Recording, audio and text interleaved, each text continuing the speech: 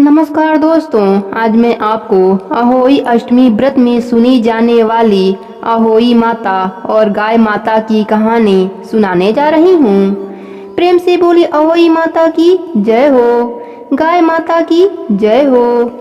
एक समय की बात है, एक गांव में एक सेठ रहता था। उसकी दो पत्नियां थीं। दोनों पत्नियों को एक एक बेटी थी। बड़ी वाले बेटी का नाम सुखू और छोटी वाली बेटी का नाम दुखू था।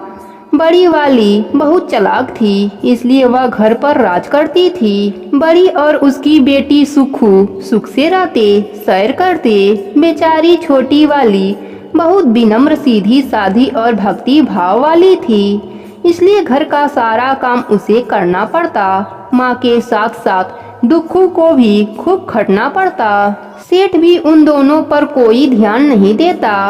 एक दिन सेठ की आकस्मिक मृत्यु हो गई। बड़ी वाली ने सारा संपत्ति हड़प लिया और छोटी तथा दुखू को घर से निकाल दिया। बड़ी अपनी बेटी के साथ शान से रहने लगी। छोटी वाली सूत काट कर कपड़े बुन कर बेचने पर जो मिलता उसी से अपना जीवन निर्वाह करने लगी। छोटी वाली जहाँ रहती थी वहाँ की औरतें अहोई अष्टमी व्रत की तैयारियां कर रही थीं। छोटी के पूछने पर उन औरतों ने व्रत की संपूर्ण विधि बता दी। छोटी ने भी अहोई अष्टमी व्रत करने का संकल्प ले लिया। उसकी बेटी ने कहा, माँ मैं भी आपके साथ व्रत रहूंगी। इस प्रकार माँ बेटी ने अहोई अष्टमी का व्रत रखा।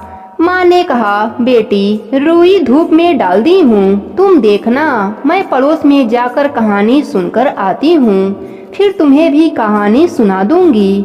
उसकी माँ को जाते ही अहोई माता की कृपा से हवा का एक झोंका आया और रुई उड़ाकर ले गया।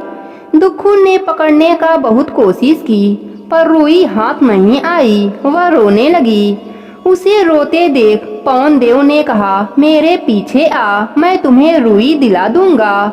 दुखू पवन देव के झोंके के पीछे पीछे चल दी।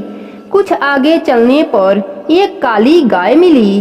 गाय बोली, बेटी मेरे चारों ओर गोबर पड़ा है, जरा इसे साफ कर दो।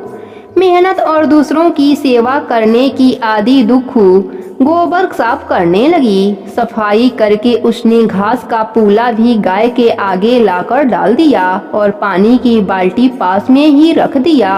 और आगे बढ़ने पर एक केले के पेड़ के आग्रह पर दुखू ने उसके नीचे गिरे पत्ते हटाए, वहाँ की सफाई की और फिर वह आगे बढ़ी। आगे घोड़ा बंधा मिला। घोड़े ने कहा, मैं कई दिन से भूखा प्यासा हूँ, मुझे कुछ खाने को दे दो। दुखू ने उसे घास काटकर ला दी, पानी लाकर रख दी। आगे एक चांदी से सफेद बालों वाली बुढ़िया माई सूत काट रही थी, वही अहोई माता थी। पवन देव ने इशारा किया कि इनसे अपनी रुई मांग ले। दुखू ने बुढ़िया माई के चरण छूकर अपनी रुई मांगी। बुढ़िया बोली, रुई मिलेगी, पर पहले अंदर जाकर बालों में तेल लगाकर ताल में नहा, फिर नई साड़ी पहनकर खाना खाकर आ। दुखू भीतर गई। बालों में तेल लगाकर उसने ताल में डुबकी लगाई। चमत्कार हुआ, वह परी सी सुंदर बन गई। दूसरी डुबकी लगाई तो उसका शरीर गहनों से लद गया। तीसरी डुबकी लगाने की उसकी हिम्मत नहीं हुई। उसने कच्छ में आकर कीमती साड़ियाँ छोड़कर सादी सी साड़ी चुनकर पहनी। वह भोजन कक्ष में गई, जहाँ मेज पर पकवान सजे थे। दुखू ने केवल रोटी व सब्जी चुनकर खाई और बुढ़िया माई के पास आ गई। बुढ़िया माई ने उसे रुई लौटा दिया। साथ ही बुढ़िया माई ने उसे अपने पास रखे डिब्बों में से एक चुनकर उपहार स्वरूप ले जाने के लिए कहा। दुखू ने छोटा वाला डिब्बा उठाया। रास्ते में लौटते समय घोड़े ने उसे सोने की असरफियों से भरा घड़ा दिया। केले के पेड़ ने सोने के केला का एक गुच्छा दिया। गाय ने उसे एक बछिया दी, जो जब चाहो दूध देती थी। यह सब कीमती उपहार लेकर दुखू घर लौटी। माँ बहुत प्रसन्न हुई। अहोई माता की कृपा से उनके दुख के दिन फिर गए। रात को दुखू ने उपहार में मिला डिबिया खोला।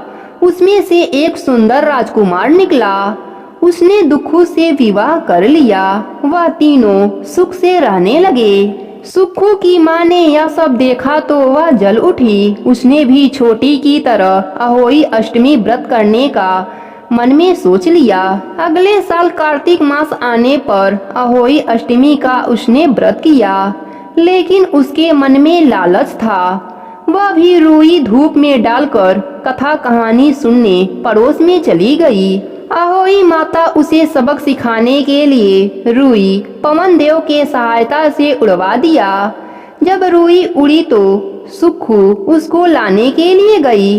रास्ते में गाय, केले व घोड़े ने सुखू से वही विनती की जो दुखू से की थी, परंतु सुखू को सेवा करना कहाँ आता था। वह मुंह बिचकाकर आगे चल दी। उसने सूत काटती बुढ़िया माई से रुई और डिब्बा देने का ऐसा आदेश दिया जैसे वह नौकर को हुक्म दे रही हो। बुढ़िया माई के कहने पर वह भीतर गई। वह तेल लगाकर ताल में 3-4 डुबकी लगाई। इस बार सब सत्यानाश हो गया। वह राक्षसी सी कुरूप हो गई। श्रृंगार कक्ष में आकर उसने बढ़िया साड़ी चुनकर पहनी और खाना भी बढ़िया जी भर कर खाया। बुढ़िया माई ने अपने पास रखे 2 डिब्बों में से एक उपहार स्वरूप चुनने के लिए कहा तो सुखू ने बड़ा डिब्बा चुना। रास्ते में घोड़े ने उसे लात मारी। केले के पेड़ ने उस पर छिलकों की वर्षा की और गाय ने उसे सींग से उछालकर फेंका। रोती बिलखती सुखू घर लौटी। माँ ने उसकी हालत देखकर माथा पीट लिया। रात को सुखू ने डिब्बा खोला तो उसमें से राजकुमार की जगह एक अजगर निकला। अजगर ने सुखू को खा लिया। वह खिड़की की राह भाग गया। सुबह सुखू की माँ को कमरे में केवल अजगर की केचुली मिली। उसका सब कुछ खत्म हो गया था। हे अहोई माता, जैसे आपने दुखू के दीन फेरे वैसे ही अपने सभी भक्तों पर अपनी कृपा बनाए रखना। कहानी अधूरी हो तो पूरी करना, पूरी हो तो मान रखना। प्रेम से बोलिए अहोई माता की जय हो।